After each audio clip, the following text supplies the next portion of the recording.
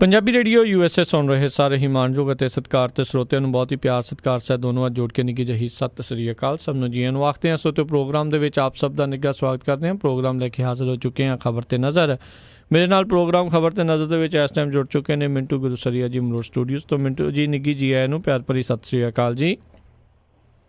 ਸ਼ੁਕਰੀਆ ਜੀ, ਸਾਰਿਆਂ ਨੂੰ ਸਤਿ ਸ਼੍ਰੀ ਅਕਾਲ। ਸਾਡੇ ਅੱਜ ਦੇ ਪ੍ਰੋਗਰਾਮ ਖਬਰ ਤੇ ਨਜ਼ਰ ਉਸ ਨੂੰ ਸਪਾਂਸਰ ਕਰਦੇ ਨੇ ਖਾਲਸਾ ਇੰਸ਼ੋਰੈਂਸ ਏਜੰਸੀ ਵਾਲੇ, ਜਿਨ੍ਹਾਂ ਦੇ ਕੋਲੋਂ ਤੁਸੀਂ ਹਰ ਇੱਕ ਤਰੀਕੇ ਦੀ ਇੰਸ਼ੋਰੈਂਸ ਕਰਵਾ ਸਕਦੇ ਹੋ। ਇੰਸ਼ੋਰੈਂਸ ਬਾਰੇ ਪਤਾ ਕਰਨ ਲਈ ਕਾਲ ਕਰੋ ਨੰਬਰ 408-272-2500 ਦੇ ਉੱਤੇ। ਇਸ ਦੇ ਨਾਲ ਕ੍ਰਿਸ਼ਨ ਧਨੋਤਾ ਯੂਬਾ ਸਿਟੀ ਤੋਂ, ਜਸਪਾਲ ਸਿੰਘ ਸੈਕਰਾਮੈਂਟੋ, ਜੱਸੀ ਗੱਲ ਪਲੰਬਿੰਗ ਵਾਲੇ Bakersfield, Gurmukh Singh Johal Bakersfield, Jagtar Singh Anandpuri Union City, GN tire and lube ਵਾਲੇ, ਜਿਨ੍ਹਾਂ ਦੇ ਕੋਲੋਂ ਤੁਸੀਂ truck wash, oil change, air ਬ੍ਰੇਕਾਂ ਦਾ ਕੰਮ ਕਰਵਾ ਸਕਦੇ ਹੋ। ਨਵੇਂ ਪੁਰਾਣੇ ਟਾਇਰ ਵਾਜਿਬ ਕੀਮਤਾਂ 'ਤੇ ਇਹਨਾਂ ਤੋਂ ਖਰੀਦ ਸਕਦੇ ਹੋ। ਸੈਂਟਾ ਨੈਲਾ ਅਤੇ ਮੰਡੇਰਾ 'ਚ 2 ਲੋਕੇਸ਼ਨਜ਼ ਹਨ ਇਹਨਾਂ ਦੀਆਂ। ਹੋਰ ਜਾਣਕਾਰੀ ਲਈ ਕਾਲ ਨਿੰਮਾ ਸਹੋਤਾ 209-277-0113 2092770113 ਦੇ ਉੱਤੇ। ਅਤੇ ਇਸ ਦੇ ਨਾਲ ਹੀ ਸ਼ਿਕਾਗੋ ਪੀਜ਼ਾ ਵਿਦ ਟਵਿਸਟ, ਜਿਨ੍ਹਾਂ ਤੋਂ ਤੁਸੀਂ ਹਰ ਤਰ੍ਹਾਂ ਦਾ veg, non veg, Indian style ਪੀਜ਼ੇ ਜਿਹੜੇ ਆਰਡਰ ਕਰ ਸਕਦੇ ਹੋ। ਇਹਨਾਂ ਦੇ ਸਵਾਦੀ ਪੀਜ਼ਿਆਂ ਦਾ ਆਰਡਰ ਕਰਨ ਦੇ ਲਈ, ਸਵਾਦ ਲੈਣ ਦੇ ਲਈ ਇਹਨਾਂ ਦੀ ਵੈਬਸਾਈਟ www.chicagopizzatwist.com ਦੇ ਉੱਤੇ ਜਾ ਕੇ ਤੁਸੀਂ ਵਿਜ਼ਿਟ ਕਰੋ, ਆਰਡਰ ਕਰ ਸਕਦੇ ਹੋ। ਅਤੇ 10% ਡਿਸਕਾਊਂਟ ਲੈਣ ਦੇ ਲਈ ਕੂਪਨ ਕੋਡ 1313 ਤੁਸੀਂ ਉਸ ਨੂੰ ਇਸਤੇਮਾਲ ਕਰ ਸਕਦੇ ਹੋ। ਇਹਨਾਂ ਸਾਰਿਆਂ ਦਾ ਬਹੁਤ ਬਹੁਤ ਧੰਨਵਾਦ। ਜੇਕਰ ਤੁਸੀਂ ਜਾਂ ਕੋਈ ਹੋਰ ਕਾਰੋਬਾਰ ਇਸ ਪ੍ਰੋਗਰਾਮ ਨੂੰ ਸਪਾਂਸਰ ਕਰਨਾ ਚਾਹੁੰਦੇ ਹੋ, ਸੰਪਰਕ ਕਰੋ 4087227698 ਦੇ ਉੱਤੇ। ਮਿੰਟੂ ਜੀ, ਗੱਲਬਾਤ ਦਾ ਸਿਲਸਿਲਾ ਆਪਾਂ ਸ਼ੁਰੂ ਕਰਦੇ, ਖਬਰਾਂ ਦੇ ਉੱਤੇ ਨਜ਼ਰ ਬਣਾਉਣੀ ਸ਼ੁਰੂ ਕਰੀਏ ਵੀ ਜਸਟਿਸ ਲੋਇਆ ਦੀ ਮੌਤ ਦਾ ਮਾਮਲਾ ਇੱਕ ਵਾਰੀ ਫਿਰ ਅਦਾਲਤ ਪੁੱਜਾ। ਦੇਖੋ, ਜਸਟਿਸ ਲੋਇਆ ਦੀ ਪਟੀਸ਼ਨ ਸੀਗੀ ਜਿਹੜੀ ਖਾਸ ਤੌਰ ਤੇ ਇਹਨਾਂ ਦੀ ਮੌਤ ਦੀ ਪਟੀਸ਼ਨ ਕਿਹਾ ਜਾਵੇ ਤਾਂ ਜੱਜ ਲੋਇਆ ਦੀ ਮੌਤ ਦੀ ਜਿਹੜੀ ਪਟੀਸ਼ਨ ਸੀਗੀ ਪਿਛਲੀ ਵਾਰੀ ਦਾਖਲ ਕੀਤੀ ਗਈ ਸੀ, ਉਹ ਅਪ੍ਰੈਲ ਦੇ ਵਿੱਚ ਖਾਰਜ ਕਰ ਦਿੱਤੀ ਗਈ ਸੀ ਸੁਪਰੀਮ ਕੋਰਟ ਵੱਲੋਂ। ਤੇ ਸੁਪਰੀਮ ਕੋਰਟ ਨੇ ਇਹ ਸਾਰੇ ਜਿਹੜੇ ਤੱਥ ਦਿੱਤੇ ਗਏ ਸੀ ਪਟੀਸ਼ਨ ਦੇ ਵਿੱਚ, ਉਹ ਸਾਰੇ ਰੱਦ ਕਰ ਦਿੱਤੇ ਗਏ ਸੀ। ਤਾਂ ਇਹਨਾਂ ਨੇ ਇੱਕ ਗੱਲ ਹੋਰ ਕਹੀ ਸੀਗੀ ਕਿ ਜਿਹੜੇ ਉਸ ਸਮੇਂ ਜੱਜ ਲੋਇਆ ਦੇ ਨਾਲ ਦੇ ਜੱਜ ਸਨ, ਸਾਥੀ ਜੱਜ, ਤਾਂ ਉਹਨਾਂ ਦੀ ਭਰੋਸੇਯੋਗਤਾ ਜਿਹੜੀ ਉਹ ਮਾਇਨੇ ਰੱਖਦੀ ਹੈ, ਕਿਉਂਕਿ ਉਹ ਉਸ ਸਮੇਂ ਨਾਲ ਸਨ ਜਦੋਂ ਸ਼ੱਕੀ ਹਾਲਤਾਂ ਦੇ ਵਿੱਚ ਉਹਦੀ ਮੌਤ ਹੋਈ ਹਨ।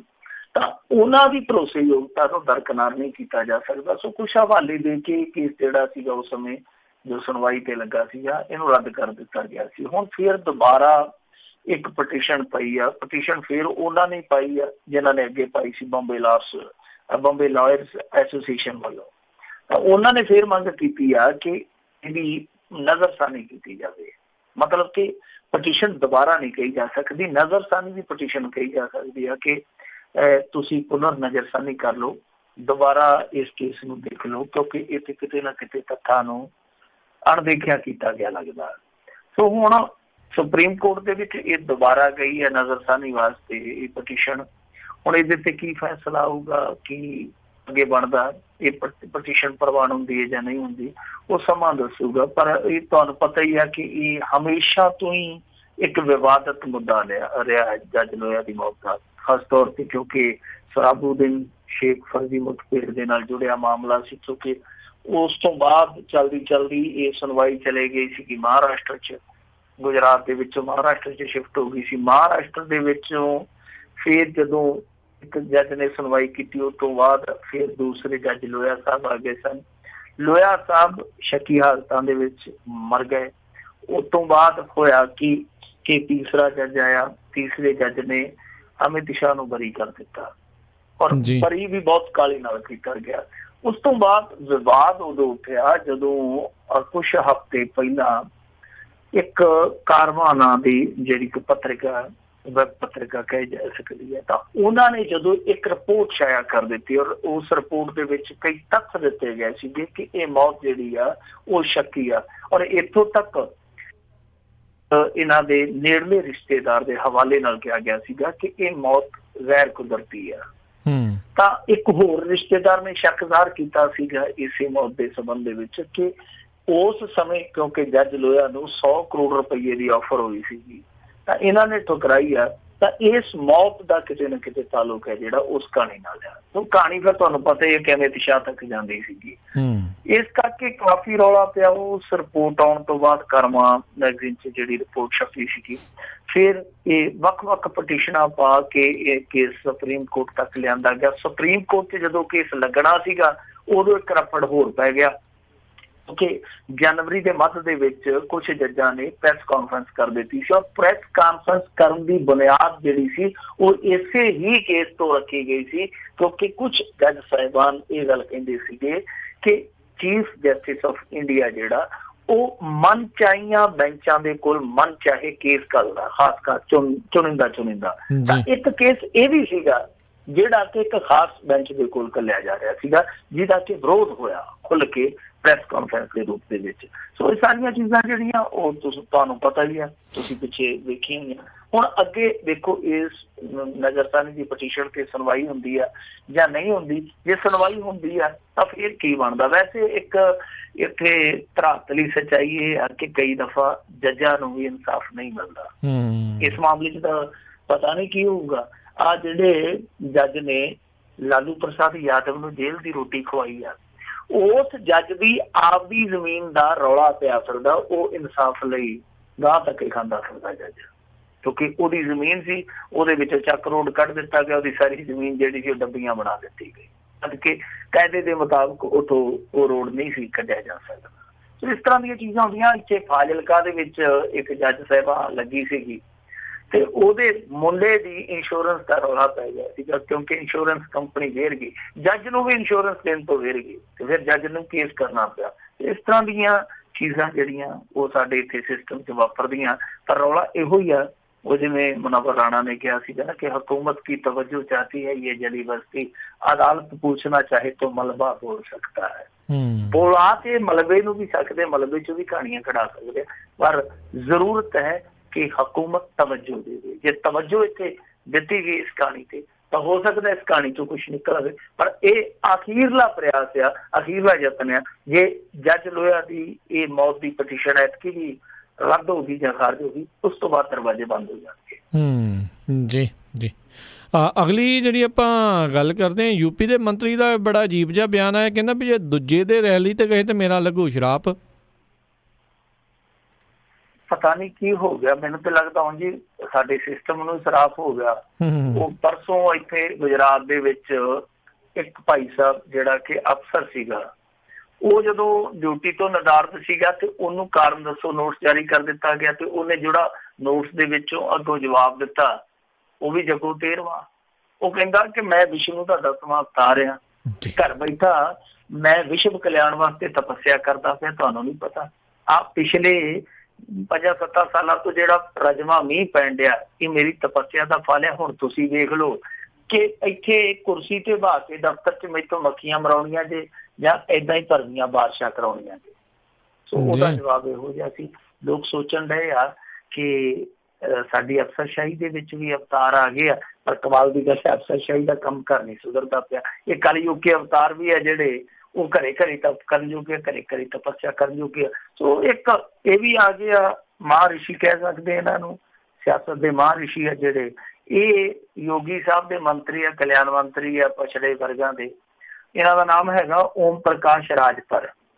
ਇਹਨੇ ਇੱਕ ਬਿਆਨ ਦਿੱਤਾ, ਬੜਾ ਇਹ ਵੀ ਅਜੀਬੋ ਗਰੀਬ ਜਿਹਾ ਬਿਆਨ ਆ। ਕਹਿੰਦਾ ਕਿ ਜੇ ਕੋਈ ਮੇਰੀ ਇਜਾਜ਼ਤ ਤੋਂ ਬਿਨਾਂ ਕਿਸੇ ਦੂਸਰੀ ਪਾਰਟੀ ਦੀ ਰੈਲੀ 'ਚ ਚਲੇ ਗਿਆ ਤੇ ਮੇਰਾ ਸਰਾਪ ਉਹਨੂੰ ਲੱਗੂਗਾ ਤੇ ਸਰਾਪ ਦੇ ਨਾਲ ਉਸ ਵਿਅਕਤੀ ਨੂੰ ਪੀਲੀਆ ਹੋ ਜਾਣਾ ਤੇ ਪੀਲੀਆ ਉਦੋਂ ਹੀ ਠੀਕ ਹੋਊਗਾ ਜਦੋਂ ਮੇਰੇ ਕੋਲ ਆ ਕੇ ਉਹ ਟੂਣਾ ਟਪੱਲਾ ਕਰਾਊਗਾ, ਦਵਾਈ ਦੇ ਜਾਊਗਾ।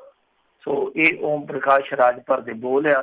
ਬੋਲ ਵੀ ਕਾਹਦੇ ਆ, ਇੱਕ ਚੇਤਾਵਨੀ ਪੱਤਰ ਹੀ ਆ, ਧਮਕੀ ਪੱਤਰ ਹੀ ਆ ਕਿ ਦੇਖ ਲਓ ਜੇ ਕੋਈ ਦੂਸਰੀ ਰੈਲੀ 'ਚ ਗਿਆ ਤੇ ਉਹਨੂੰ ਮੈਂ ਪੀਲੀਆ ਕਰ ਦੂੰਗਾ। ਸੋ ਇਹਦਾ ਤੇ ਪੀਲਾ ਬਾਬਾ ਨਾ ਹੋਣਾ ਚਾਹੀਦਾ ਸੀਗਾ ਕਿ ਜਿਹੜਾ ਸ਼ਰਾਬ ਦੇ ਨਾਲ ਦੂਜਿਆਂ ਨੂੰ ਪੀਲੀਆ ਕਰ ਦਿੰਦਾ। ਖੈਰ ਇਹ ਵਿਵਾਦਤ ਚਿਹਰਾ ਹੀ ਆ। ਵੈਸੇ ਤੇ ਵਿਵਾਦਤ ਚਿਹਰਿਆਂ ਦੀ ਯੋਗੀ ਸਾਹਿਬ ਦੇ ਕੈਬਨਿਟ ਦੇ ਵਿੱਚ ਕਮੀ ਕੋਈ ਨਹੀਂ। ਉਹ ਜਿੰਨੇ ਅਨਮੋਲ ਰਤਨ ਨਾਲ ਰੱਖੀ ਫਿਰਦਾ ਉਹਨਾਂ ਦੇ ਵਿੱਚੋਂ ਇੱਕ ਅਨਮੋਲ ਰਤਨ ਇਹ ਵੀ ਆ। ਪਿੱਛੇ ਜੇ ਫਰੜਾ ਚੱਲ ਪਿਆ ਸੀਗਾ, ਕਾਫੀ ਭੰਡੀ ਪ੍ਰਚਾਰ ਕੀਤਾ ਇਹਨਾਂ ਦਾ, ਪਰ ਬਾਅਦ ਦੇ ਵਿੱਚ ਫੇਰ ਸੈੱਟ ਹੋ ਗਿਆ। ਹੁਣ ਫੇਰ ਮੈਨੂੰ ਲੱਗਦਾ ਕਿ ਅਪਸੈਟ ਹੋ ਜਾਣਾ ਇਹਨੇ ਥੋੜੇ ਦਿਨਾਂ ਤੱਕ। ਹੁਣ ਇਹ ਪਹਿਲਾਂ ਵੀ ਇਸ ਤਰ੍ਹਾਂ ਦੇ ਵਿਵਾਦ ਛੇੜ ਚੁੱਕਿਆ, ਹੁਣ ਦੀ ਗੱਲ ਨਹੀਂ ਹੈ।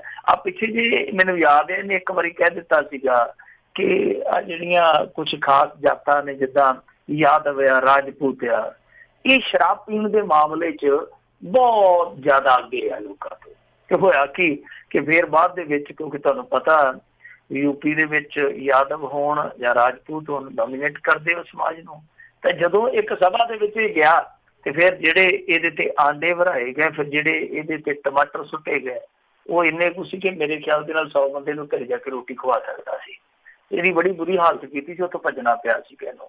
ਸੋ ਲੱਗਦਾ ਇਹੋ ਹੀ ਆ ਕਿ ਰਾਜ ਭਰ, ਜਿਹਦਾ ਨਾਂ ਰਾਜ ਭਰ ਆ, ਇਹ ਜੀਤ ਭਰ ਕੇ ਉੱਥੇ ਬੇਇੱਜ਼ਤੀ ਕਰਾ ਰਿਹਾ ਇਹਨਾਂ ਦੀ।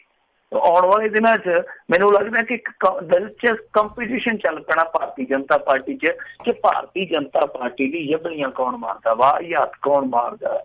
ਆਹ ਦੇਖੋ ਨਾ, ਮੋਦੀ ਸਾਹਿਬ ਕੀ ਕਹਿੰਦੇ ਆ, ਇੱਕ ਹੋਰ ਤ੍ਰਿਪੁਰਾ 'ਚ ਬਣਿਆ, ਉਹ ਵੀ ਆਪਣੇ ਲੈਂਟਰ ਲਾਈ ਜਾਂਦਾ। ਇੱਕ ਇਹਨਾਂ ਦਾ ਕੇਂਦਰ ਦੇ ਵਿੱਚ ਮੰਤਰੀ ਆ, ਉਹ ਇੱਕ ਦਫਾ ਕਹਿ ਦਿੰਦਾ ਕਿ ਡਾਰਵਨ ਦਾ ਸਿਧਾਂਤ ਹੈ ਜਿਹੜਾ ਉਹ ਝੂਠਾ, ਬਾਂਦਰਾਂ ਤੋਂ ਬੰਦੇ ਬਣਦੇ, ਸਾਡੇ ਬਜ਼ੁਰਗਾਂ ਨੇ ਕਿਤੇ ਲਿਖਿਆ ਹੀ ਨਹੀਂ ਗਾ ਕਿ ਅਸੀਂ ਵੇਖੇ ਆ। ਸੋ ਬਾਅਦ ਦੇ ਵਿੱਚ ਕਹਿ ਦਿੰਦਾ ਕਿ ਨਹੀਂ ਜੀ ਉਹ ਡਾਰਵਨ ਦਾ ਸਿਧਾਂਤ ਸਹੀ ਹੈ। ਸੋ ਜੋ ਕੁਛ ਚੱਲਦਾ ਪਿਆ ਭਾਰਤੀ ਜਨਤਾ ਪਾਰਟੀ 'ਚ, ਉੱਥੇ ਇਤਿਹਾਸ ਦੀ ਆਪਣੀ ਐਸੀ ਤੈਸੀ ਫਿਰੀ ਜਾਂਦੀ ਹੈ। ਉੱਥੇ ਸੱਚਾਈ ਹੈ ਜਿਹੜੀ ਉਹ ਆਪਣੀ ਥਾਂ ਤੇ ਸਹਿਕਦੀ ਆ, ਉੱਥੇ ਜਿਹੜੇ ਤੱਥ ਨੇ ਉਹ ਆਪਣੀ ਥਾਂ ਤੇ ਤੋੜੇ ਮਰੋੜੇ ਜਾਂਦੇ ਆ। ਤੇ ਆਹ ਦੇਖ ਲਓ ਹੁਣ ਰਾਜਪਾਲ ਸਾਹਿਬ ਹੈ ਜਿਹੜੇ ਉਹ ਦੂਜਿਆਂ ਨੂੰ ਸ਼ਰਾਪ ਹੀ ਦੇਣ ਲੱਗ ਪਿਆ। ਇਹਦਾ ਮਤਲਬ ਇਹ ਆ ਕਿ ਭਾਰਤੀ ਜਨਤਾ ਪਾਰਟੀ 'ਚ ਇਹੋ ਜਿਹੇ ਚਿਹਰੇ ਲਈ ਬੈਠੇ ਆ ਜਿਹੜੇ ਹੋ ਸਕਦਾ 2019 ਚੋਣਾਂ 'ਚ ਪੋਸਟਰ ਛਪਾ ਕੇ ਆਖ ਦੇਣ ਕਿ ਜੇ ਵੋਟ ਕਿਸੇ ਨੂੰ ਪਾਈ ਤੇ ਤੁਹਾਨੂੰ ਅਸੀਂ ਭਸਮ ਕਰ ਦਿਆਂਗੇ, ਜਿਵੇਂ ਫਿਲਮਾਂ 'ਚ ਡਰਾਵੇ 'ਚ ਨਹੀਂ ਮਾਰਦੇ ਤਾਂਤਰਿਕ ਲੋਕ, ਉਧਰ ਵੈਸੇ ਅਸੀਂ ਭਸਮ ਕਰ ਦਿਆਂਗੇ। ਬਸ ਇਹੀ ਲੱਗਦਾ ਰਹਿ ਗਈ ਇੱਕ ਚੀਜ਼ ਕਰਨ ਵਾਲੀ। ਅਗਲੀ ਜਿਹੜੀ ਆਪਾਂ ਗੱਲ ਕਰਦੇ ਹਾਂ, ਲੰਗਰ ਤੋਂ GST ਹਟਾਉਣ ਦੀ ਤਿਆਰੀ ਹੈ, ਇੱਕ ਅਖਬਾਰ ਦਾ ਦਾਵਾ। ਦੇਖੋ ਇਹ ਅਖਬਾਰ ਹੈ ਜਿਹੜਾ ਪੰਜਾਬੀ ਦਾ ਸਿਰਮੌਰ ਅਖਬਾਰ ਆ, ਕਾਫੀ ਮਸ਼ਹੂਰ ਅਖਬਾਰ ਹੈ, ਜਿਹਦੇ ਵਿੱਚ ਇਹ ਸਟੋਰੀ ਲੱਗੀ ਆ ਕਿ ਲੰਗਰ ਤੋਂ ਕੇਂਦਰੀ GST ਹਟਾਉਣ ਦੇ ਅਸਾਰ ਪੂਰੇ ਬਣ ਗਏ ਤੇ ਆਉਣ ਵਾਲੇ ਸਮੇਂ ਦੇ ਵਿੱਚ ਲੰਗਰਾਂ ਤੋਂ GST ਹਟਾਇਆ ਜਾ ਸਕਦਾ। ਇਹਨਾਂ ਨੇ ਤੇ ਬਕਾਇਦਾ ਕ੍ਰਾਈਟੇਰੀਆ ਵੀ ਦੱਸ ਦਿੱਤਾ ਕਿ ਇਹ ਕਿੱਦਾਂ ਲੰਗਰ ਹੈ ਜਿਹੜਾ ਉਹਦੇ ਤੋਂ GST ਹਟਾਈ ਜਾਊਗੀ। ਸੋ GST ਜਿਹੜੀ ਹਟਾਈ ਜਾਣੀ ਆ ਉਹਦੇ ਵਿੱਚ ਇਹਨਾਂ ਨੇ ਆਖਿਆ ਕਿ ਕੌਂਸਲ ਨੇ ਕੁਛ ਇਸ ਤਰ੍ਹਾਂ ਦੀਆਂ ਸ਼ਰਤਾਂ ਰੱਖੀਆਂ, ਜਿੱਦਾਂ ਕਿ ਕੋਈ ਧਾਰਮਿਕ ਸੰਸਥਾ ਹੈ ਉਹ 5 ਸਾਲ ਤੋਂ ਲੰਗਰ ਚਲਾ ਰਹੀ ਹੋਵੇ, ਮਤਲਬ ਜਿਹਨੇ GST ਮਾਫੀ ਲੈਣੀ ਹੈ ਤਾਂ ਉਹ ਘੱਟੋ ਘੱਟ 5 ਸਾਲ ਤੋਂ ਲੰਗਰ ਲਾਉਂਦੀ ਹੋਵੇ। ਔਰ ਦੂਜੀ ਚੀਜ਼ ਇਹ ਆ ਕਿ ਇੱਕ ਦਿਨ 'ਚ ਯਾਨੀ ਇੱਕ ਰੋਜ਼ ਦੇ ਵਿੱਚ ਘੱਟੋ ਘੱਟ 1000 ਵਿਅਕਤੀ ਨੂੰ ਲੰਗਰ ਉਹ ਸੰਸਥਾ ਛਕਾਉਂਦੀ ਹੋਵੇ। ਤੇ ਚਾਹੇ ਉਹ ਫਿਰ ਸੰਸਥਾ ਜਿਹੜੀ ਉਹ ਚਾਹੇ ਹਿੰਦੂਆਂ ਦੀ ਹੋਵੇ, ਚਾਹੇ ਸਿੱਖਾਂ ਦੀ ਹੋਵੇ, ਜੈਨੀ ਹੋਣ, ਮੁਸਲਮਾਨ ਹੋਣ, ਕੋਈ ਵੀ ਹੋਵੇ, ਕਿਸੇ ਦੀ ਵੀ ਧਾਰਮਿਕ ਸੰਸਥਾ ਹੋਵੇ, ਜੇਕਰ ਉਹ 1000 ਬੰਦੇ ਨੂੰ ਰੋਜ਼ਾਨਾ ਭੋਜਨ ਛਕਾਉਂਦੀ ਹੈ ਪਲੱਸ ਉਹ 5 ਸਾਲ ਤੋਂ ਲਗਾਤਾਰ ਲੰਗਰ ਲਾਉਂਦੀ ਹੈ ਤਾਂ ਉਹਦੇ ਤੋਂ ਇਹ ਕੇਂਦਰੀ GST ਹੈ ਜਿਹੜਾ ਉਹ ਹਟਾ ਦਿੱਤਾ ਜਾਊਗਾ। ਸਾਡੇ ਸੂਬੇ ਦੇ ਵਿੱਚ ਤੁਹਾਨੂੰ ਪਤਾ ਹੀ ਹੈ ਕਿ ਜਿਹੜਾ ਸਟੇਟ ਦਾ ਹਿੱਸਾ ਹੁੰਦਾ, ਰਾਜ ਦਾ ਹਿੱਸਾ ਹੁੰਦਾ, ਕਿਸੇ ਪ੍ਰਾਂਤ ਦਾ ਹਿੱਸਾ ਹੁੰਦਾ, ਉਹ ਪਹਿਲਾਂ ਹੀ ਚੁੱਕਿਆ ਪਿਆ। ਇਹੋ ਹੀ ਰਹਿੰਦਾ ਹੁਣ ਕੇਂਦਰ ਦਾ ਅੜੰਗਾ। ਇਹਦੇ ਵਿੱਚ ਵੀ ਇੱਕ ਦੋ ਚੀਜ਼ਾਂ ਜਿਹੜੀਆਂ ਵੇਖਣ ਵਾਲੀਆਂ ਨੇ ਕਿ ਮੰਨ ਲਓ ਜੇ ਇਹਨਾਂ ਨੇ ਤੈਅ ਵੀ ਕਰ ਲਿਆ ਕਿ GST ਅਸੀਂ ਹਟਾਉਣੀ ਆ, ਤੇ ਲੱਗਦਾ ਨਹੀਂ ਹੈ ਕਿ ਛੇਤੀ ਇਹ ਕੰਮ ਜਿਹੜਾ ਬਣ ਜਾਊਗਾ, ਕਿਉਂਕਿ ਦੇਖੋ ਜਿਹੜੇ ਜੇਤਲੀ ਸਾਹਿਬ ਹੈ ਉਹ ਬਿਮਾਰ ਚੱਲਦੇ ਪਏ ਆ, ਉਹਨਾਂ ਦਾ ਗੁਰਦਾ ਜਿਹੜਾ ਟ੍ਰਾਂਸਪਲਾਂਟ ਹੋਇਆ। ਇਸ ਤੋਂ ਇਲਾਵਾ ਨਰਿੰਦਰ ਮੋਦੀ ਸਾਹਿਬ ਹਾਲ ਦੀ ਘੜੀ ਆਪਣੇ ਰੁਝੇਵਿਆਂ 'ਚ ਪਹਿਲਾਂ ਪ੍ਰਚਾਰ ਮੰਤਰੀ ਬਣੇ ਰਹੇ, ਵਿੱਚੋਂ ਜੇ ਹੁਣ ਉਹ ਫੇਰ ਭਾਰਤ ਤੋਂ ਬਾਹਰ ਚਲੇ ਗਏ ਭ੍ਰਮਣ ਵਾਸਤੇ, ਯਾਤਰਾ ਵਾਸਤੇ।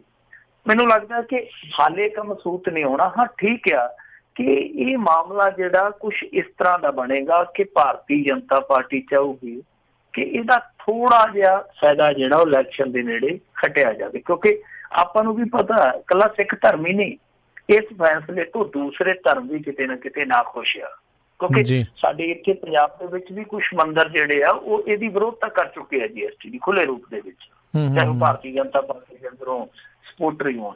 ਸੋ ਕਾਫੀ ਧਰਮਾਂ ਦੇ ਇਸ ਤਰ੍ਹਾਂ ਦੇ ਸੰਸਥਾਨ ਆ ਜਿਹੜੀ GST ਉਹਨਾਂ ਤੇ ਲਾਗੂ ਹੋਈ ਆ ਉਹਦੀ ਵਿਰੋਧਤਾ ਕਰਦੇ ਆ।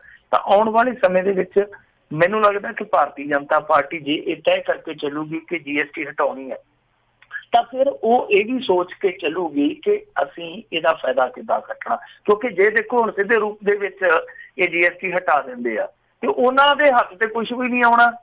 ਅਕਾਲੀ ਤੁਹਾਨੂੰ ਪਤਾ ਪਹਿਲਾਂ ਹੀ ਕਾਲੇ ਆ, ਬੀਬਾ ਹਰਸਿਮਰਤ ਕੌਰ ਬਾਦਲ ਨੇ ਤੇ ਥੋੜੇ ਦਿਨ ਪਹਿਲਾਂ ਇੱਕ ਬਿਆਨ ਵੀ ਦਿੱਤਾ ਸੀਗਾ ਕਿ ਜੇ GST ਨਾ ਹਟਾਈ ਕੇਂਦਰ ਨੇ ਤੇ ਮੈਂ ਕੁਰਸੀ ਛੱਡ ਦੇਣੀ, ਤੇ ਲੋਕੀ ਕਹਿੰਦੇ ਸੀਗੇ ਬੀਬਾ ਜੀ 6 ਮਹੀਨੇ ਰੁਕ ਜਾਓ, ਤੁਸੀਂ ਆਪੇ ਛੁੱਟ ਜਾਣੀ ਆ, ਇਲੈਕਸ਼ਨ ਆ ਜਾਣਾ ਉਦੋਂ ਤੱਕ।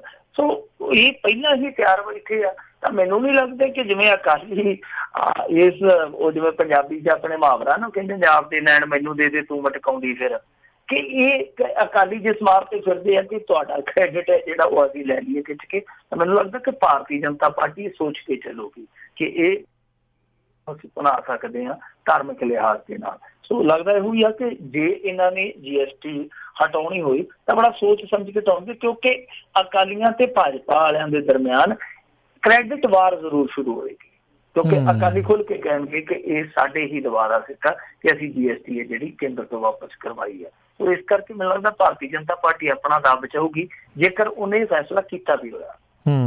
ਜੀ ਜੀ ਜੀ। ਅਗਲੀ ਆਪਾਂ ਮਿੰਟੂ ਜੀ ਗੱਲ ਕਰਦੇ ਹਾਂ ਵੀ SSP ਦਫ਼ਤਰ ਦੇ ਮੁਲਾਜ਼ਮ ਵੀ ਹੋਏ ਠੱਗੀ ਦਾ ਸ਼ਿਕਾਰ। ਦੇਖੋ, ਇਹ ਜਿਹੜੇ ਠੱਗੀ ਦੇ ਸ਼ਿਕਾਰ ਹੋਏ ਆ ਮੁਲਾਜ਼ਮ, ਇਹ ਕਾਫੀ ਦੇਰ ਬਾਅਦ ਬੋਲੇ। ਅਸਲ ਦੇ ਵਿੱਚ ਇਹ ਸਾਰੇ ਮੋਹਾਲੀ ਜ਼ਿਲ੍ਹੇ ਦੇ ਨਾਲ ਤਾਲੁਕ ਰੱਖਦੇ ਆ ਤੇ ਬਹੁਤੇ ਦੱਸਦੇ ਆ ਕਿ SSP ਦਫ਼ਤਰ ਦੇ ਵਿੱਚ ਹੀ ਕੰਮਕਾਰ ਕਰਨ ਵਾਲੇ ਮੁਲਾਜ਼ਮ ਆ। ਇਹਨਾਂ ਨਾਲ ਜਿਹੜੀ ਠੱਗੀ ਹੋਈ ਆ ਉਹ ਕਈ ਲੋਕਾਂ ਨਾਲ ਪਹਿਲਾਂ ਹੋ ਚੁੱਕੀ ਆ। ਅਸਲ ਦੇ ਵਿੱਚ ਕਹਾਣੀ ਇਹ ਆ ਕਿ ਇੱਥੇ ਸਾਡੇ ਲਾਗੇ ਇੱਕ ਅਬੋਹਰ ਸ਼ਹਿਰ ਆ ਤੇ ਅਬੋਹਰ ਸ਼ਹਿਰ ਦਾ ਇੱਕ ਸਧਾਰਨ ਜਿਹਾ ਬੰਦਾ ਸੀਗਾ, ਉਹ ਉੱਠ ਕੇ ਇਸ ਤਰ੍ਹਾਂ ਦੀ ਇੱਕ ਕੰਪਨੀ ਖੜੀ ਕਰਦਾ ਜਿਹਦੇ ਵਿੱਚ ਠੱਗੀ ਠੋਰੀ ਵਾਲਾ ਭਰਪੂਰ ਫੰਡਾ ਸੀਗਾ। ਤਾਂ ਉਸ ਬੰਦੇ ਨੇ ਛੱਡਿਆ ਹੀ ਕੋਈ ਨਹੀਂ ਪੰਜਾਬ ਦੇ ਵਿੱਚ ਸ਼ਹਿਰ ਜਿੱਥੋਂ ਉਹਨੇ ਇਸ ਤਰ੍ਹਾਂ ਦੀ ਠੱਗੀ ਨਹੀਂ ਮਾਰੀ ਜੀ। ਕਈ ਸੈਂਕੜੇ ਕਰੋੜ, ਕਈ ਹਜ਼ਾਰ ਕਰੋੜ ਰੁਪਈਆ ਉਹਨੇ ਇਕੱਠਾ ਕੀਤਾ। ਤਾਂ ਉਸੇ ਠੱਗੀ ਦਾ ਸ਼ਿਕਾਰ ਇਹ ਹੋਇਆ। ਅਸਲ ਦੇ ਵਿੱਚ ਉਹ ਜਿਹੜੀ ਕੰਪਨੀ ਸੀਗੀ ਉਹਦੀ, ਉਹ ਲਾਲਚ ਦਿੰਦੇ ਸੀਗੇ ਕਿ ਅਸੀਂ ਇੱਕ ਕੰਪਨੀ ਖੋਲੀ ਹੈ, ਵੱਖ-ਵੱਖ ਸ਼ਹਿਰਾਂ ਦੇ ਵਿੱਚ ਅਸੀਂ ਕਲੋਨੀਆਂ ਕੱਟਦੇ ਹਾਂ ਜਾਂ ਪਲਾਟ ਕੱਟਦੇ ਹਾਂ, ਫਲੈਟ ਬਣਾ ਰਹੇ ਹਾਂ, ਉਹ ਜੋ ਵੀ ਹੁੰਦਾ ਕਾਰੋਬਾਰ ਇਹਨਾਂ ਦਾ। ਤਾਂ ਉਸ ਲਾਲਚ ਦੇ ਵਿੱਚ ਬਹੁਤ ਸਾਰੇ ਲੋਕਾਂ ਨੇ ਇਨਵੈਸਟਮੈਂਟ ਕੀਤੀ ਕਿ ਚਲੋ ਸਸਤੇ ਪਲਾਟ ਮਿਲ ਜਾਣਗੇ, ਸਸਤੇ ਮਕਾਨ ਬਣ ਜਾਣਗੇ। ਤਾਂ ਇਹਨਾਂ ਨੇ ਵੀ ਕੀਤੀ ਆ ਤੇ ਹੁਣ ਇਹ ਸ਼ਿਕਾਇਤ ਜਿਹੜੀ ਆਈ ਹੈ ਕਿ 15-15 ਲੱਖ ਰੁਪਈਆ ਇਹ ਮੁਲਾਜ਼ਮ ਜਿਹੜੇ ਆ ਉਹ ਗਵਾ ਬੈਠੇ ਆ। ਹੁਣ ਇਹ ਜਿਹੜੀ ਸ਼ਿਕਾਇਤ ਆਈ ਆ, ਹੁਣ ਜਿਸ ਬੰਦੇ ਦੀ ਉਹ ਕੰਪਨੀ ਸੀਗੀ ਉਹਦੀ ਸੱਚਾਈ ਵੀ ਮੈਂ ਤੁਹਾਨੂੰ ਦੱਸ ਦਿੰਦਾ ਥੋੜ੍ਹੀ ਜਿਹੀ। ਜਦੋਂ ਉਹ ਬੰਦਾ ਬਿਲਕੁਲ ਨੰਗਾ ਹੋ ਗਿਆ, ਇਨਵੈਸਟਰਾਂ ਨੂੰ ਪਤਾ ਲੱਗ ਗਿਆ ਕਿ ਸਾਡੇ ਨਾਲ ਫਰਾਡ ਹੋ ਗਿਆ, ਜਦੋਂ ਲੋਕ ਉਹਦੀਆਂ ਬਰੂਹਾਂ ਤੇ ਜਾ ਕੇ ਉਹਦੀਆਂ ਬੂਟੀਆਂ ਨੋਚਣ ਲੱਗ ਪਏ ਤੇ ਉਹ ਬੰਦੇ ਨੇ ਚੱਕਿਆ ਸਾਰਾ ਸਾਜੋ ਸਮਾਨ ਤੇ ਉਹ ਸ਼ਿਵਲਾਲ ਡੋਡੇ ਦੇ ਕੋਲ ਆ ਗਿਆ ਸੀਗਾ ਕਿ ਸ਼ਿਵਲਾਲ ਡੋਡਾ ਪਾਵਰਫੁਲ ਬੰਦਾ, ਉੱਥੇ ਕਿਸੇ ਨੇ ਜਾਣਾ ਨਹੀਂ ਹੈ। ਉਹਦੇ ਖੁਦ ਫਾਰਮ ਹਾਊਸ ਦੇ ਵਿੱਚ ਜਿੱਥੇ ਭੀਮਟਾਂ ਮਰਿਆ ਸੀਗਾ ਉੱਥੇ ਕੰਮ ਕਾਰ ਚੱਲਦਾ ਰਿਹਾ ਇਸ ਕੰਪਨੀ ਦਾ ਥੋੜੀ ਦੇਰ ਤੱਕ। ਬਾਅਦ ਦੇ ਵਿੱਚ ਇਤਫਾਕ ਦੇਖੋ ਕਿ ਦੋਨੇ ਹੀ ਅੰਦਰ ਇਕੱਠੇ ਹੋ ਗਏ, ਡੋਡਾ ਵੀ ਤੇ ਉਹ ਕੰਪਨੀ ਦਾ ਮਾਲਕ ਵੀ। ਤੇ ਡੋਡੇ ਹੋਰਾਂ ਨੇ ਉੱਥੇ ਕੁੱਟ ਕੱਟਿਆ ਸੀ ਉਹਨੂੰ ਫਾਜ਼ਿਲਕਾ ਦੇ ਵਿੱਚ। ਫਾਜ਼ਿਲਕਾ ਦੇ ਵਿੱਚ ਉਹਨੂੰ ਫਿਰੋਜ਼ਪੁਰ ਘੱਲ ਦਿੱਤਾ ਗਿਆ। ਇਸੇ ਦਰਮਿਆਨ ਇੱਕ ਮੰਤਰੀ ਜਿਹੜਾ ਕਿ ਉਸ ਸਮੇਂ ਦਾ ਮੰਤਰੀ ਸੀਗਾ, ਇਸ ਕੰਪਨੀ ਦੇ ਮਾਲਕ ਦਾ ਬਹੁਤ ਜ਼ਿਆਦਾ ਜਿਹੜਾ ਮਿੱਤਰ ਸੀਗਾ, ਉਹ ਉਹਨੂੰ ਚੱਕ ਕੇ ਅਬੋਹਰ ਹਸਪਤਾਲ 'ਚ ਦਾਖਲ ਕਰਵਾ ਦਿੰਦਾ। ਔਰ 1 ਮਹੀਨਾ ਉਸ ਮੰਤਰੀ ਦੇ ਘਰੋਂ ਰੋਟੀ ਆਉਂਦੀ ਆ ਉਹਦੇ ਕਮਰੇ 'ਚ। ਬਾਅਦ 'ਚ ਹੋਇਆ ਕਿ ਭੇਤ ਭਰੀ ਹਾਲਤ ਦੇ ਵਿੱਚ ਉਹਨੂੰ ਜ਼ਮਾਨਤ ਮਿਲ ਗਈ। ਇਹ ਤੇ ਤੁਸੀਂ ਸੁਣਿਆ ਹੋਣਾ ਜਾਂ ਪੜ੍ਹਿਆ ਹੋਣਾ ਕਿ ਭੇਤ ਭਰੀ ਹਾਲਤ ਦੇ ਵਿੱਚ ਫਲਾਣਾ ਮਰ ਗਿਆ, ਪਰ ਇਹ ਪਹਿਲਾ ਮੌਕਾ ਸੀ ਜਦੋਂ ਭੇਤ ਭਰੀ ਹਾਲਤ ਦੇ ਵਿੱਚ ਕੋਈ ਜ਼ਮਾਨਤ ਲੈ ਕੇ ਪਤਾ ਨਹੀਂ ਕਿਹੜੇ ਪਾਸੇ ਚੜ ਗਿਆ। ਉਹਦਾ ਅੱਜ ਤੱਕ ਪਤਾ ਹੀ ਨਹੀਂ ਲੱਗਿਆ। 15-20 ਉਹਦੇ ਤੇ ਕੇਸ ਚੱਲਦੇ ਸਨ ਕਿ ਜ਼ਮਾਨਤ ਤੋਂ ਕਿਵੇਂ ਲੈ ਗਿਆ। ਫਿਰ ਬਾਅਦ ਦੇ ਵਿੱਚ ਉਹ ਅੱਜ ਤੱਕ ਕਿੱਥੇ ਆ ਕਿੱਥੇ ਨਹੀਂ ਹੈ ਕਿਸੇ ਨੂੰ ਕੱਖ ਵੀ ਪਤਾ ਨਹੀਂ। ਸੋ ਇਹਨਾਂ ਨੂੰ ਸ਼ਿਕਾਇਤ ਦਰਜ ਕਰਾਈ ਆ, ਪਰ ਉਹਦੇ ਕਰਿੰਦੇ ਵਰਿੰਦੇ ਤੇ ਬੇਸ਼ੱਕ ਤੇ ਫੜੀ ਰੱਖਣ, ਉਹ ਆਪ ਕਿੱਥੇ ਐ ਸਮੇਂ ਉਹਦਾ ਕਿਸੇ ਨੂੰ ਕੋਈ ਪਤਾ ਨਹੀਂ। ਔਰ ਕਮਾਲ ਦੀ ਗੱਲ ਆ ਕਿ ਏਡਾ ਵੱਡਾ ਬੰਦਾ ਫਰਾਡ ਕਰਕੇ ਇੰਨੇ ਕੇਸਾਂ 'ਚ, ਜਿਹੜੇ ਮੇਰੇ ਖਿਆਲ ਦੇ ਨਾਲ ਉਹਦੇ ਖਿਲਾਫ 2-2.5 ਦਰਜਨ ਕੇਸ ਚੱਲਦੇ ਪਏ ਆ, ਉਹ ਜਿਹੜਾ ਇੰਨੇ ਕੇਸਾਂ 'ਚ ਭਗੌੜਾ ਬੰਦਾ, ਉਹਦਾ ਅੱਜ ਤੱਕ ਪੁਲਿਸ ਨੇ ਪਤਾ ਹੀ ਨਹੀਂ ਕੀਤਾ ਕਿ ਉਹ ਇੱਥੇ ਆ, ਦੇਸ਼ ਦੇ ਵਿੱਚ ਹੈ ਜਾਂ ਵਿਦੇਸ਼ 'ਚ ਉੱਡ ਗਿਆ। ਪਰ ਫਿਰ ਵੀ ਪੁਲਿਸ ਵਾਲਿਆਂ ਨੇ ਸ਼ਿਕਾਇਤ ਦਰਜ ਕਰਵਾਈ ਹੈ। ਪਰ ਪੁਲਿਸ ਵਾਲੇ ਹੁਣ ਉਹਨਾਂ ਨੂੰ ਛੇੜਦੇ ਤੇ ਹੋਣੇ ਆ ਕਿ ਕਮਾਲ ਦੀ ਗੱਲ ਆ ਕਿ ਤੁਸੀਂ ਪੁਲਿਸ ਵਾਲੇ ਹੋ ਕੇ ਇਹੋ ਜਿਹੇ ਚੋਰਾਂ ਤੋਂ ਠੱਗੀ ਖਾ ਬੈਠੇ। ਪਰ ਉਹ ਕਿਸਮਤ ਮਾੜੀ ਹੈ ਨਾ, ਜਿਵੇਂ ਪੰਜਾਬੀ 'ਚ ਮੁਹਾਵਰਾ ਹੁੰਦਾ, ਖੱਟਣ ਗਏ ਨਖੱਟੂ ਘੋੜੇ ਵੇਚ ਲਿਆਏ ਠੱਟੂ। ਉਹ ਕਈ ਵਾਰ ਨਖੱਟੂ ਖੱਟੀ ਖੱਟਣ ਜਾਂਦੇ ਆ, ਪਰ ਜੋ ਪੱਲੇ ਹੁੰਦਾ ਉਹ ਵੀ ਗਵਾ ਦਿੰਦੇ ਆ। ਜੀ ਜੀ ਜੀ। ਅਗਲੀ ਆਪਾਂ ਮਿੰਟੂ ਜੀ ਗੱਲ ਕਰਦੇ ਹਾਂ ਵੀ ਅਨਐਡਿਡ ਕਾਲਜਾਂ ਨੇ ਵਿਦਿਆਰਥੀਆਂ ਨੂੰ ਦਾਖਲ ਕਰਨ ਤੋਂ ਹੱਥ ਖੜੇ ਕੀਤੇ। ਅਨਐਡਿਡ ਕਾਲਜ ਵੀ ਕੀ ਕਰਨ, ਕਿਉਂਕਿ ਇੱਥੇ ਜਿਹੜੀ ਪੋਸਟ ਮੈਟ੍ਰਿਕ ਸਕਾਲਰ ਵਜ਼ੀਫਾ ਜਿਹੜੀ ਚੱਲੀ ਸੀ ਸਕੀਮ, ਤਾਂ ਉਸ ਸਕੀਮ ਦੀ ਛਿੱਲ ਬੜੀ ਲਾਈ ਗਈ ਇੱਥੇ ਕੁਛ ਕਾਲਜਾਂ ਵੱਲੋਂ। ਇੱਕ ਸਟੂਡੈਂਟ ਨੂੰ 3 ਕਾਲਜਾਂ 'ਚ ਦਾਖਲ ਕੀਤਾ ਗਿਆ। ਦੱਸੋ, ਇੱਕ ਸਟੂਡੈਂਟ ਦੇ ਨਾਂ ਤੇ 2 3 ਦਫਾ ਫੀਸ ਜਿਹੜੀ ਆ ਉਹ ਜਾਰੀ ਕੀਤੀ ਗਈ। ਇਹ ਕੈਗ ਦੀ ਰਿਪੋਰਟ ਦੇ ਵਿੱਚ ਸਾਰੇ ਜ਼ਿਕਰ ਹੈਗੇ, ਮੈਂ ਆਪਦੇ ਮਨੋਂ ਨਹੀਂ ਕਹਿੰਦਾ ਪਿਆ। ਕੈਗ ਦੀ ਰਿਪੋਰਟ ਦੇ ਵਿੱਚ ਬਕਾਇਦਾ ਹਵਾਲੇ ਆ ਕਿ ਕਿਸ ਤਰ੍ਹਾਂ ਇਸ ਸਕੀਮ ਦੀ ਛਿੱਲ ਲਾਈ ਗਈ ਸੀ ਉਸ ਸਮੇਂ। ਬਾਅਦ ਦੇ ਵਿੱਚ ਫਿਰ ਹੋਇਆ ਕਿ ਕੇਂਦਰ ਨੇ ਪੈਸਾ ਰੋਕ ਦਿੱਤਾ। ਹੁਣ ਜਦੋਂ ਕੇਂਦਰ ਨੇ ਪੈਸਾ ਰੋਕ ਦਿੱਤਾ ਤੇ ਉਹ ਪੈਸਾ ਜੁੜ ਗਿਆ। ਜਿਹੜਾ ਕਾਲਜਾਂ ਦਾ ਕੰਮਕਾਰ ਸੀਗਾ ਬਹੁਤਾ ਉਹ ਇਸੇ ਪੈਸੇ ਤੇ ਡਿਪੈਂਡ ਸੀ। ਹੁਣ ਦੇਖੋ, ਕੁਛ ਕਾਲਜ ਸੀਗੇ ਜਿਨ੍ਹਾਂ ਨੇ ਮਾਰਖੋਰੀ ਕੀਤੀ, ਪਰ ਬਹੁਤੇ ਜਿਹੜੇ ਦੂਸਰੇ ਕਾਲਜ ਸੀਗੇ ਉਹ ਆਪਣਾ ਕੰਮਕਾਰ ਜਿਹੜਾ ਸੀ ਉਹ ਠੱਪ ਕਰਵਾ ਬੈਠੇ। ਇੱਥੋਂ ਤੱਕ ਕਿ ਕੁਛ ਕਾਲਜਾਂ ਨੂੰ ਕਰਜ਼ਾ ਲੈਣਾ ਪਿਆ। ਆ ਪਿੱਛੇ ਜੇ ਇੱਕ ਕਾਲਜ ਦੇ ਪ੍ਰਬੰਧਕ ਨੇ ਸੁਸਾਈਡ ਵੀ ਕਰ ਲਿਆ ਸੀਗਾ। ਇਹਨਾਂ ਹਾਲਤਾਂ ਦੇ ਚੱਲਦੇ ਆ। ਹੁਣ ਇਹਨਾਂ ਕਾਲਜਾਂ ਨੇ ਕੀ ਕਿਹਾ, ਉਹ ਕਹਿੰਦੇ ਕਿ ਦੇਖੋ ਸਾਨੂੰ ਕੋਈ ਆਸ ਨਹੀਂ ਰਹੇਗੀ, ਤਾਂ ਜਦ ਤੱਕ ਸਰਕਾਰ ਇਹ ਪੈਸਾ ਜਾਰੀ ਨਹੀਂ ਕਰਦੀ ਤਦ ਤੱਕ ਅਸੀਂ ਜਿਹੜੇ ਗਰੀਬ ਬੱਚੇ ਆ, ਪਛੜੀਆਂ ਜਾਤਾਂ ਦੇ ਬੱਚੇ ਆ, ਪਛੜੇ ਵਰਗਾਂ ਦੇ ਬੱਚੇ ਆ, ਤਾਂ ਉਹਨਾਂ ਨੂੰ ਫੀਸ ਲੈ ਤੋਂ ਬਗੈਰ ਦਾਖਲ ਨਹੀਂ ਕਰਾਂਗੇ। ਮਤਲਬ ਕਿ ਜਿਹੜਾ ਸੈਸ਼ਨ ਅੱਗੇ ਆਉਣਾ, ਇਸ ਸੈਸ਼ਨ ਦੇ ਵਿੱਚ ਗਰੀਬ ਬੱਚਿਆਂ ਦੇ ਜਿਹੜੇ ਦਾਖਲੇ ਹੋਊਗੇ ਉਹ ਤਾਂ ਹੋਊਗੇ ਜੇ ਉਹ ਪੈਸੇ ਪੇ ਕਰਨਗੇ। ਜਿਹੜਾ ਉਹਨਾਂ ਦਾ ਫੀਸ ਦਾ ਸਾਰਾ ਖਰਚਾ ਜੇ ਉਹ ਪੇ ਕਰ ਦੇਣਗੇ, ਅਦਾ ਕਰ ਦੇਣਗੇ, ਤਾਂ ਫਿਰ ਉਹਨਾਂ ਦਾ ਦਾਖਲਾ ਹੋਣਾ, ਨਹੀਂ ਤੇ ਫਿਰ ਬਸ ਉਹਨਾਂ ਦਾ ਕੰਮ ਠੱਪਿਆ ਜੀ। ਇਹ ਇਸ ਕਰਕੇ ਇਹਨਾਂ ਨੇ ਕੀਤਾ ਕਿਉਂਕਿ ਦੇਖੋ, ਆਪਾਂ ਇੱਕ ਦਿਨ ਅੱਗੇ ਵੀ ਗੱਲ ਕੀਤੀ ਸੀਗੀ ਕਿ ਕੇਂਦਰ ਨੇ ਅਚਾਨਕ ਪਾਲਿਸੀ ਬਦਲ ਦਿੱਤੀ ਹੈ, ਜਿਹਦੇ ਕਰਕੇ ਪੰਜਾਬ ਨੂੰ ਬਹੁਤ ਵੱਡੀ ਸੱਟ ਵੱਜੀ ਆ। ਸੱਟ ਇਹ ਵੱਜੀ ਆ ਕਿ ਇਹਨਾਂ ਨੇ 750 ਕਰੋੜ ਰੁਪਏ ਦੀ ਇੱਕ ਮਿਨੀਮਮ ਸ਼ਰਤ ਰੱਖ ਦਿੱਤੀ ਹੈ। ਤਾਂ ਉਹਦੇ ਵਿੱਚ ਇਹ ਆ ਕਿ ਜੇ ਉਹ ਤੋਂ ਘੱਟ ਫੀਸ ਬਣਦੀ ਹੈ 1 ਸਾਲ ਦੀ, ਤਾਂ ਉਹ ਸਟੇਟ ਨੂੰ ਅਦਾ ਕਰਨੀ ਪਊਗੀ। ਤਾਂ ਜਿਹੜਾ ਸਾਡਾ ਇੱਥੋਂ ਦਾ ਐਸਟੀ ਹਿੱਸਾ ਬਣਿਆ ਮੇਰੇ ਖਿਆਲ ਦੇ ਨਾਲ ਉਹ ਤਕਰੀਬਨ ਪੌਣੇ ਕੁ 600 ਕਰੋੜ ਦਾ। ਤਾਂ ਹੋਇਆ ਕੀ ਹੈ ਕਿ ਉਹ ਸਾਰਾ ਪੈਸਾ ਹੁਣ ਪੈ ਗਿਆ ਸਟੇਟ ਦੇ ਪੱਲੇ। ਸਟੇਟ ਦਾ ਤੇ ਅੱਗੇ ਜਲੂਸ ਨਿਕਲਿਆ ਪਿਆ। ਸੋ ਕਾਲਜਾਂ ਨੂੰ ਪਤਾ ਕਿ ਜਦੋਂ ਇਹਨਾਂ ਦੇ ਪੱਲੇ ਆ ਗਈ ਜ਼ਿੰਮੇਵਾਰੀ, ਇਹਨਾਂ ਦੇ ਮੋਢਿਆਂ ਤੇ ਆ ਗਈ ਜ਼ਿੰਮੇਵਾਰੀ, ਇਹਨਾਂ ਤੋਂ ਜ਼ਿੰਮੇਵਾਰੀ ਨਿਭਾਈ ਨਹੀਂ ਜਾਣੀ। ਸੋ ਇਸ ਦਾ ਮਤਲਬ ਇਹ ਹੈ ਕਿ ਪੰਜਾਬ ਦੇ ਵਿੱਚ ਜਿਵੇਂ ਅੱਗੇ ਮਨਰੇਗਾ ਦੀ ਸਕੀਮ ਹੋਈ ਜਾਂ ਹੋਰ ਕਈ ਕੇਂਦਰੀ ਸਕੀਮਾਂ ਜਿਹੜੀਆਂ ਉਹ ਦਮ ਤੋੜੀ ਬੈਠੀਆਂ, ਉਦਾਂ ਇਹ ਵੀ ਸਕੀਮ ਜਿਹੜੀ ਆ ਉਹ ਦਮ ਤੋੜ ਗਈ ਆ। ਜਿਹੜੇ ਕਾਲਜ ਬਚੇ ਆ ਉਹ ਕਹਿੰਦੇ ਆ ਕਿ ਹੁਣ ਭਾਈ ਅਸੀਂ ਉਧਾਰ ਨਹੀਂ ਕਰ ਸਕਦੇ, ਅਸੀਂ ਨਗਦ ਬੱਚਿਆਂ ਤੋਂ ਪੈਸੇ ਲਵਾਂਗੇ, ਨਗਦ ਬੱਚਿਆਂ ਤੋਂ ਫੀਸ ਲਵਾਂਗੇ, ਜੇ ਹੋਊਗੀ ਤੇ ਉਹਨਾਂ ਨੂੰ ਦਾਖਲਾ ਦੇ ਦਿਆਂਗੇ, ਨਹੀਂ ਤੇ ਫਿਰ ਸਤਿ ਸ੍ਰੀ ਅਕਾਲ ਆ। ਹੁਣ ਪੰਜਾਬ ਸਰਕਾਰ ਨੇ ਵੇਖਣਾ, ਕਿਉਂਕਿ ਤਾਲੀਮ ਦਾ ਮਾਮਲਾ ਔਰ ਜਿਹੜੇ ਕਿ ਪਛੜੇ ਆ, ਪਹਿਲਾਂ ਹੀ ਜਿਹੜੇ ਲੋਕ ਗਰੀਬ ਆ, ਗਰੀਬਾਂ ਦੇ ਬੱਚਿਆਂ ਵਾਸਤੇ, ਤੇ ਜੇ ਗਰੀਬ ਬੱਚੇ ਇਸ ਤਰ੍ਹਾਂ ਉਚੇਰੀ ਸਿੱਖਿਆ ਤੋਂ ਮਹਿਰੂਮ ਹੋਣਗੇ ਤਾਂ ਮੇਰੇ ਖਿਆਲ ਦੇ ਨਾਲ ਇਹ ਬਹੁਤ ਜ਼ਬਰਦਸਤ ਝਟਕਾ ਹੋਏਗਾ। ਹਾਂ, ਇਹ ਵੈਸੇ ਤੇ ਚਾਹੁੰਦੇ ਹੀ ਆ ਕਿ ਗਰੀਬਾਂ ਦੇ ਬੱਚੇ ਪੜ੍ਹਨ ਲਿਖਣ ਨਾ, ਪਰ ਉਹਨਾਂ ਲਈ ਬਹੁਤ ਵੱਡਾ ਝਟਕਾ ਹੋਊ। ਕਿਉਂਕਿ ਦੇਖੋ, ਕਿਸੇ ਗਰੀਬ ਪਰਿਵਾਰ ਦੇ ਵਿੱਚੋਂ ਬੱਚੇ ਲਈ ਅੱਜ ਦੇ ਦੌਰ ਦੇ ਵਿੱਚ ਕਾਲਜ ਦੀ ਫੀਸ ਕੱਢਣੀ ਬਹੁਤ ਔਖੀ ਆ।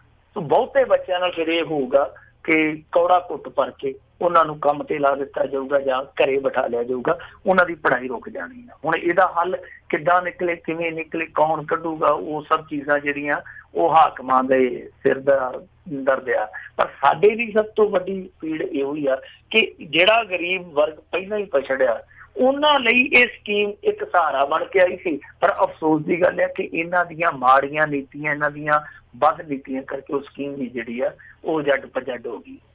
ਜੀ ਜੀ ਜੀ। ਅਗਲੀ ਆਪਾਂ ਮਿੰਟੂ ਜੀ ਗੱਲ ਕਰਦੇ ਹਾਂ, ਕਿਸਾਨਾਂ ਨੂੰ ਹੁਣ ਨਹੀਂ ਮਿਲੇਗਾ ਨੋਟੀਫਿਕੇਸ਼ਨ ਦੇ ਹਿਸਾਬ ਨਾਲ ਕਰਜ਼ਾ, ਕਿਸਾਨਾਂ 'ਚ ਵਧੀ ਬੇਚੈਨੀ। ਇਹ ਵੀ ਇੱਕ ਬੜਾ ਪੰਗਾ ਜੀ।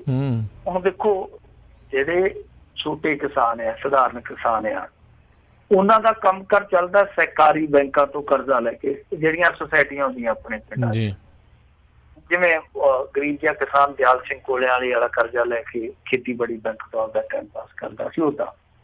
ਤਾਂ ਇਹ ਜਿਹੜੇ ਕਿਸਾਨ ਹੈ, ਸਧਾਰਨ ਕਿਸਾਨ, ਇਹ ਦਿਆਲ ਸਿੰਘ ਕੋਲਿਆਂ ਵਾਲੇ ਵਾਂਗੂ ਗਰੀਬ ਜਿਹੇ ਕਿਸਾਨ ਵਾਂਗੂ ਕਰੋੜਾਂ ਰੁਪਈਆ ਕਰਜ਼ਾ ਨਹੀਂ ਲੈਂਦੇ। ਇਹ ਤੇ ਥੋੜਾ ਕਰਜ਼ਾ ਲੈਂਦੇ ਆ ਕਿੱਲੇ ਦੇ ਹਿਸਾਬ ਦੇ ਨਾਲ, ਫਿਰ ਆਪਣੀ ਛਮਾਈ ਦੀ ਫਸਲ ਪਕਾ ਕੇ ਉਹ ਫਸਲ ਸਿੱਟ ਕੇ ਇਹਨਾਂ ਨੂੰ ਕਰਜ਼ਾ ਸਾਫ਼ ਕਰਕੇ ਦੇ ਕੇ ਤੇ ਮੁੜ ਕੇ ਅੱਗੇ ਕਰਜ਼ਾ ਚੁੱਕ ਲੈਂਦੇ। ਏਦਾਂ ਇੱਕ ਕਾਰ ਵਿਹਾਰ ਚੱਲਦਾ।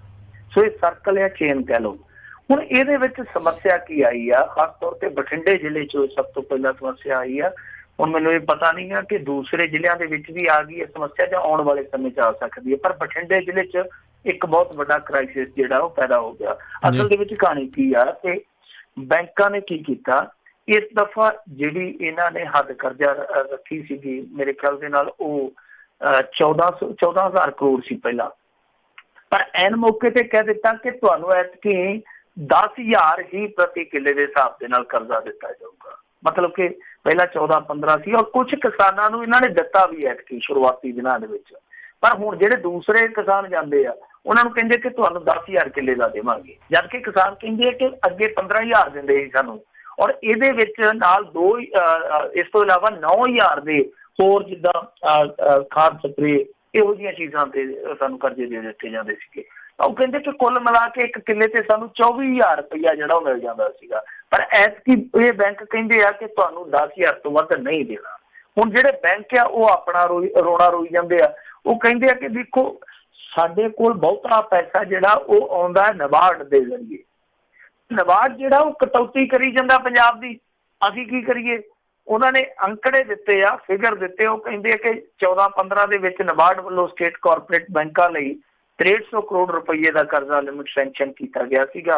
बाद दे विच 15-16 च ये लिमिट घट के 5100 करोड़ हो गई, 16-17 च ये जिहड़ी लिमिट सी घट के 4400 करोड़ हो गई।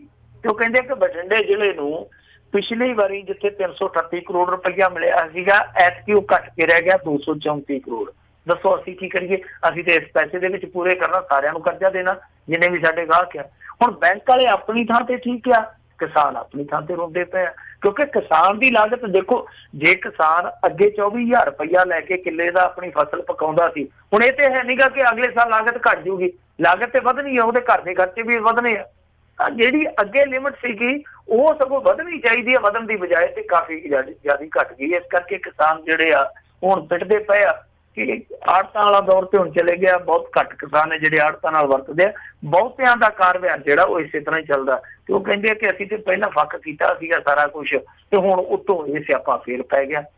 तो ये चीज़ का हल हुण किद्दां निकलूगा समझ तो परे की गल आ। पर जे ये समस्या दूजे जिले च भी आ गई, जिद्दां बठिंडे जिले च आ गई आ, जे दूजे जिले च भी आ गई तो मेरे ख्याल दे नाल किसानां दे विच बेचैनी की आ, किसानां दे विच जिहड़ी पहिलां ही समस्या बहुत वड्डी होई पई आ, वो समस्या होर भी गंभीर होएगी। जी जी जी ਜਾਂਦੇ ਜਾਂਦੇ ਮਿੰਟੂ ਜੀ ਗੱਲ ਕਰ ਲਈਏ ਵੀ ਦੂਸ਼ਿਤ ਦਰਿਆਈ ਪਾਣੀ ਦੇ ਰੌਲੇ ਦਰਮਿਆਨ ਰਾਜਪਾਲ ਨੇ ਮੁੱਖ ਮੰਤਰੀ ਨੂੰ ਕੀਤੀ ਤਾਕੀਦ। देखो ये रौला पैंदा पिया, वैसे एक चंगी गल है कि चलो रौला ते पैंदा ना घट्टो घट्ट आ जिहड़ा काला पानी आ अभी ते पिछले 8-10 सालों तो वेने आ, क्योंकि ਅਸੀਂ राजस्थान की हद से पैने आ, साडे लागों जिहड़ियां नहरां लंघदियां ओह राजस्थान च दाखल होंदियां जां राजस्थान दे नेड़ले पिंडां च पहुंचदियां।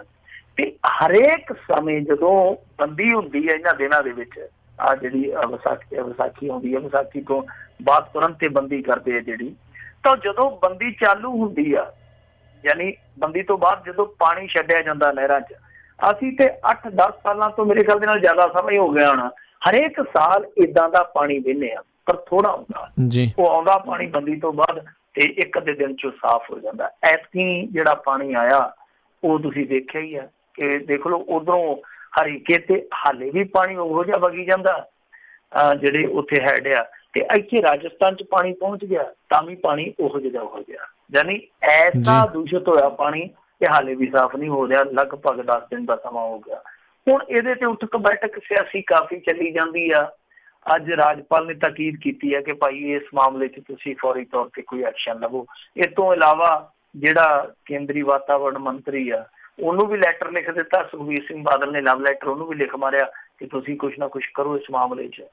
पर दूसरे पासे जिन्हें कुछ करना वो तो इस समय ये करता पिया कि वो केक कटदा पिया। सो उत्थे जाके ठंडिया वादियां दे विच रूसा आलम का जन्मदिन मनाया जा रहा, 4-5 दिन की छुट्टी से चले गया चीफ मिनिस्टर, पर पिछों इत्थे जिहड़ा रफड़ पिया ये मुकदा नहीं नजर आ रहा।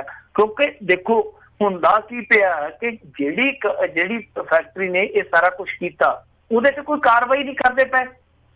उत्थों के जिहड़े ठेकेदार आ जिहड़े रगड़े गए, जिन्हों ने ठेके लए हुए सन मछी दे वो कहते आ कि इन्हों ने किया की आ कि जिहड़ी बंद पई सी फैक्ट्री, जिहड़ी गन्ना फैक्ट्री विच बंद पई सी, वो बंद पई फैक्ट्री दे उत्ते जाके गाने जे बन आए आ, उत्ते सील दे विखावे जे कर आए आ, बाकी ते फैक्ट्री जिहड़ी इहदी चलदी है शराब दी। सो उत्थे एक चीज़ ये भी निकल के आउंदी पई है, दूजी चीज़ ये निकल के आउंदी पई आ ਕਿ ਹਾਰ ਕੇ ਜਿਹੜੇ ਜੀਵ ਰੱਖਿਆ ਵਿਭਾਗ ਵਾਲੇ ਅਧਿਕਾਰੀ ਉਹ ਕੋਰਟ 'ਚ ਚਲੇ ਗਏ ਅੱਜ। ਉਹ ਕਹਿੰਦੇ ਆ ਕਿ ਸਿਵਲ ਪ੍ਰਸ਼ਾਸਨ ਹੈ ਜਿਹੜਾ ਜਾਂ ਪੁਲਿਸ ਹੈ ਜਿਹੜੀ ਉਸ ਕੰਪਨੀ ਤੇ ਉਸ ਫੈਕਟਰੀ ਤੇ ਪਰਚੇ ਨਹੀਂ ਕੱਟਦੀ ਪਈ।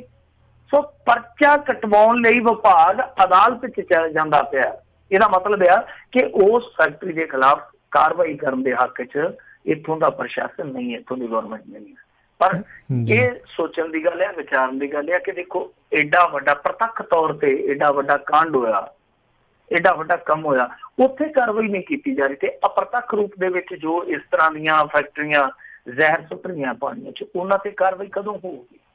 ਜ਼ਰੂਰਤ ਤੇ ਇਸ ਗੱਲ ਦੀ ਆ ਕਿ ਮੁੱਖ ਮੰਤਰੀ ਸਾਹਿਬ ਹੈਲੀਕਾਪਟਰ ਦਾ ਇੱਕ ਗੇੜਾ ਇੱਧਰ ਦੇ ਕੇ ਤੇ ਦੇਖ ਲੈਣ ਰੰਗ ਢੰਗ ਪੰਜਾਬ ਦੇ ਕਿਸ ਤਰ੍ਹਾਂ ਦੇ ਆ। ਲੋਕ ਤਰਾਹ ਕਰਦੇ ਪਏ ਆ। ਸਾਡੇ ਪਿੰਡਾਂ ਦੇ ਤੇ ਵਾਟਰ ਵਰਕਸਾਂ ਦੀਆਂ ਟੈਂਕੀਆਂ 'ਚ ਪਾਣੀ ਚਲੇ ਗਿਆ।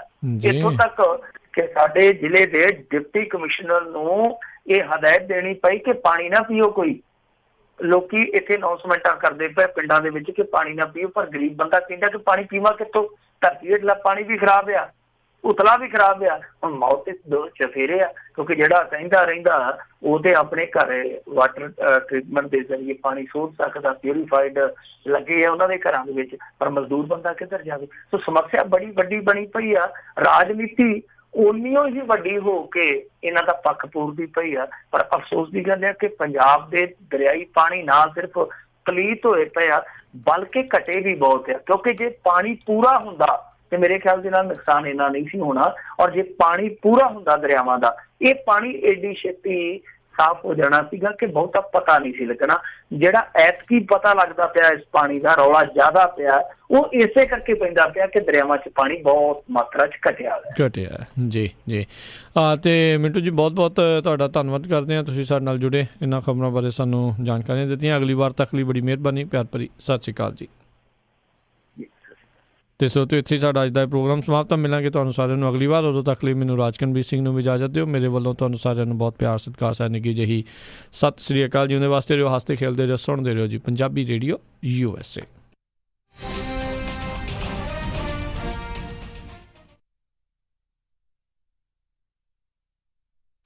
ਤੁਸੀਂ ਸੁਣ ਰਹੇ ਹੋ KOBO Yuba city 1450 AM, KIID Sacramento 1470 AM, KWRU Fresno 1300 AM, KLHC Bakersfield 1350 AM।